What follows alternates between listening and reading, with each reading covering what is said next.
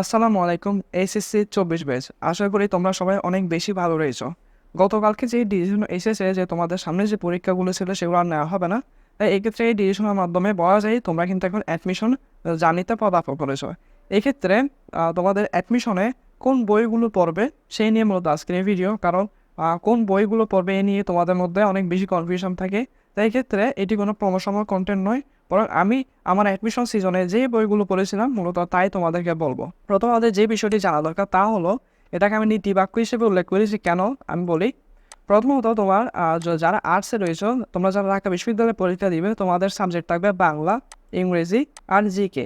এর পাশাপাশি এখানের মধ্যে বাংলা আর ইংরেজি রিটেন অংশ থাকবে, এতটুকুই। তাহলে এই ক্ষেত্রে মূলত তোমাদের যে তিনটি সাবজেক্ট রয়েছে, তিনটি সাবজেক্টের জন্য প্রতিটার জন্য একটা করে বই পড়বে। অর্থাৎ আমরা প্রায় সময় দেখি অনেকে একটা সাবজেক্টের জন্য ঠিক কয়েকটা বই পড়তে থাকে এবং এটা খুব মারাত্মক একটি ভুল। এটি কেন? কারণ এটা ভুলটা আমি নিজেও করেছি।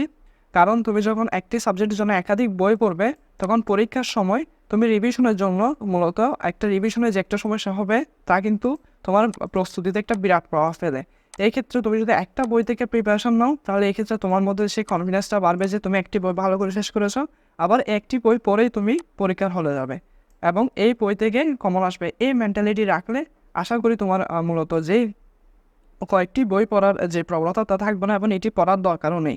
অ্যাডমিশনে মূলত একটি বই, একটি সাবজেক্টের জন্য একটি বই পড়লেই হয়। তাহলে চলো শুরু করি। প্রথমে বাংলার ক্ষেত্রে আসি। দেখো, বাংলার ক্ষেত্রে আমরা যেই বইটা পড়তে হবে তা হলো মেন বই, যেটা তোমার বোর্ড বই, যেটা তোমরা এইচএসসিতে পড়েছো। এবং অ্যাডমিশনে যে বিশ্ববিদ্যালয়ে তোমরা পরীক্ষা দিবে, এই বিশ্ববিদ্যালয়ের কর্তৃপক্ষ কিন্তু কোনো অন্যান্য সহায়ক বই থেকে কিন্তু তোমাকে প্রশ্ন সেট করবে না। তারা কিন্তু এই সাহিত্য পাঠ বই থেকে মূলত প্রশ্ন সেট করবে। তাহলে তোমাকে প্রথমে এই বইটি ভালো করে পড়ে ফেলতে হবে। এখন এর সাথে আমরা সহায়ক বই কেন পড়বো?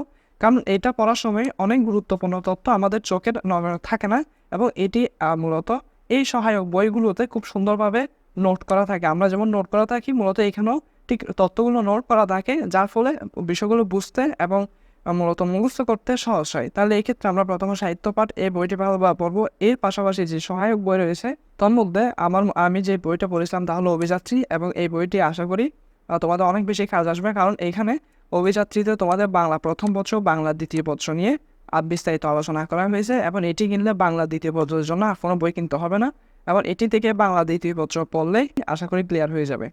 এরপরে মূলত তুমি প্রশ্ন ব্যাংক খুললে দেখবে যে বাংলা প্রথম পত্র থেকে প্রশ্ন হয়, বাংলা দ্বিতীয় পত্র গ্রামার থেকেও প্রশ্ন হয়। এর পাশাপাশি বিরোচন যে অংশগুলো রয়েছে, বাগধারা, সমার্থক শব্দ, বিপরীত শব্দ, এগুলা থেকেও কিন্তু একটা বিরাট নাম্বারের প্রশ্ন হয়। তাহলে এই ক্ষেত্রে এই টপিকটা মূলত আয়ত্ত করার জন্য তোমাকে এটিএম বইটি পড়তে হবে। অভিযাত্রীর মূলত একই পাবলিকেশনের এই বইটি এটিএম একটা মুখস্থ, এটি শুধু বিরোচনের জন্য রয়েছে। এই বইয়ের যদি তুমি শুধু এমসিকিউগুলো পড়ো, এখানে যে এমসিকিউগুলো রয়েছে সেই এমসিকিউগুলো পড়লেও কিন্তু যথেষ্ট হয়ে যায়। তাহলে বাংলার জন্য এই কয়েকটি বই পড়লেই হয়, এর চেয়ে বেশি বই দরকার হয় না। এরপর আসি ইংরেজির ক্ষেত্রেও সেম। তুমি যখন ঢাকা বিশ্ববিদ্যালয়ে পরীক্ষা দিবে এবং তোমাকে ইংরেজির যে মেন বই রয়েছে ইংলিশ ফর টুডে বইটা কিন্তু খুব ভালোভাবে আয়ত্ত করতে হবে। কারণ এই বই থেকে কিন্তু ডিউতে প্রশ্ন সেট করে। এখান থেকে মূলত রিটেন এবং এমসিকিউ দুইটাই কিন্তু এই বই থেকে প্রশ্ন আসে, তাই এই বইকে অবহেলা করার কোনো সুযোগ নেই।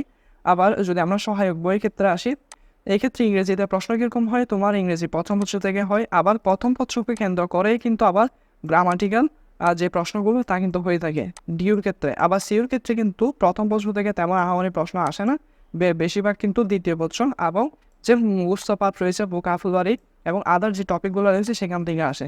তাহলে এখন প্রথমত গ্রামার টপিক মূলত প্র্যাকটিসের একটা বিষয়। তাহলে এক্ষেত্রে এটার জন্য মাস্টার বইটি পড়তে পারো। এই মাস্টার বইয়ে মূলত তোমার যে গ্রামারের রুলগুলো রয়েছে সেগুলো সাজানো রয়েছে সুন্দরভাবে। এর পাশাপাশি তোমার এমসিকিউগুলো কিন্তু ভালোভাবে দেওয়া রয়েছে। তাহলে এখন তোমার কাজ হবে এখান থেকে যে গ্রামাটিক্যাল বিষয়গুলো রয়েছে সেগুলো ভালোভাবে পড়ে, এরপর এখানে যে এমসিকিউগুলো রয়েছে সেই এমসিকিউ প্রিভিয়াস ইয়ারগুলো শেষ করা। তাহলে এটি হলো গ্রামারের বই। এরপরে একটা বিরাট অংশ মূলত আসে ভোকাবুলারি থেকে। এখন ভোকাবুলারির জন্য তুমি অনেকগুলো বই এসে আমি পড়েছিলাম সাইফার্স ভোকাবুলারি। এখান থেকে তোমাদের যে 3টি লেভেল রয়েছে 3টি লেভেল শেষ করলেই হয়ে যাবে। তাহলে এখানে এই বইগুলো তোমরা স্ক্রিনশট নিয়ে রাখতে পারো। একটা হচ্ছে মাস্টার বই ইংলিশ গ্রামারের জন্য, এটা একটা পড়লে আর কোনো গ্রামারের বই লাগবে না। এরপর আসে স্টুডেন্ট ভোকাবুলারি দুইটি। এর পাশাপাশি তোমরা বেসিক যে গ্রামারের জন্য মূলত টোফেল রয়েছে, টোফেল করতে পারো। টোফেল 3 রকম রয়েছে, ব্যারন্স টোফেল, পিটারসন টোফেল, আবার ক্লিপস টোফেল, 3টা টোফেল রয়েছে। তাহলে আশা করি তোমাদের এই বিষয়টা ক্লিয়ার ইংরেজির জন্য। এরপর আসি ইংরেজির পর আসি জিকে। এখন জিকের বিষয়টা হলো জিকের দুইটা, একটা হচ্ছে তোমার প্রতি মাসে কিন্তু জিকের যে আপডেট তথ্যগুলো আসে, অর্থাৎ সাম্প্রতিক যে তথ্য, সেগুলোর জন্য কিন্তু তোমাকে কারেন্ট অ্যাফেয়ার্স পড়তে হবে। এবং যে গতানুগতিক যে জিকে পড়াগুলো রয়েছে, সেগুলোর জন্য তোমাকে একটা বই কিনতে হবে। এর মধ্যে মূলত এই সময়ে মূলত দুইটা সেরা বই রয়েছে, একটা হচ্ছে মিহির জিকে, একটা হচ্ছে জোবাই জিকে। এক্ষেত্রে তো আমি কিন্তু ব্যক্তিগতভাবে দুইটা বই পড়েছিলাম। তোমরা যে কোনো একটা বই পড়বে এবং মিহির বা জোবাইয়ের সেটা লাইব্রেরিতে গিয়ে তোমার যে বইয়ের কন্টেন্টগুলো মূলত ভালো লাগে, অর্থাৎ এখানে কন্টেন্টগুলো প্রায় সেম, কিন্তু সাজানোর মূলত স্টাইলটা ভিন্ন আর কি। তাই এক্ষেত্রে তোমার থেকে যে কন্টেন্টগুলো যে সাজানোটা ভালো লাগে, তুমি সেই বইটা কিনিও। এক্ষেত্রে তুমি মিহিরও কিনতে পারো, জোবাইরও কিনতে পারো, যে কোনো একটা কিনলে হয়। এরপরে প্রতি মাসে কারেন্ট অ্যাফেয়ার্স পড়তে পারো, অথবা জোবাই জিকের একটা ক্যাপসুল বের হয়, 4টা ক্যাপসুল বের করে পুরো অ্যাডমিশন সিজনে তোমাদের সময়ে আশা করি বের করবে। এই 4টা ক্যাপসুল জোবাই জিকের, এটা মূলত সাম্প্রতিক তথ্যের উপর বেস করে তৈরি করা হয় আর কি। এক্ষেত্রে এই জোবাই জিকের ক্যাপসুলগুলো পড়লেও আশা করি সাম্প্রতিকের আর টেনশন করতে হবে না। তাহলে আশা করি জিকে এই দুইটা থেকে তোমরা যে কোনো একটা সিলেক্ট করবে এবং কারেন্ট অ্যাফেয়ার্সও প্রতি মাসে পড়তে হবে। এর পাশে প্রশ্ন ব্যাংকের জন্য সেটা ঢাকা হোক বা চট্টগ্রাম হোক, তোমার পানকড়িটাই সিলেক্ট করিও। একটা প্রশ্নের খুব ভালো ব্যাখ্যা এখানে দেওয়া থাকে, সেজন্য এই পানকড়ি প্রশ্ন ব্যাংকটা তোমরা কিনবে। এছাড়াও তবে অবশ্য প্রশ্ন ব্যাংক কিন্তু মুখস্থ করার বিষয় নয়, এটা সলভ করার বিষয়। তাই যে কোনো একটা প্রশ্ন ব্যাংক কিনে যদি সলভ করতে পারো ভালোভাবে, আশা করি তোমার ক্লিয়ার হয়ে যাবে।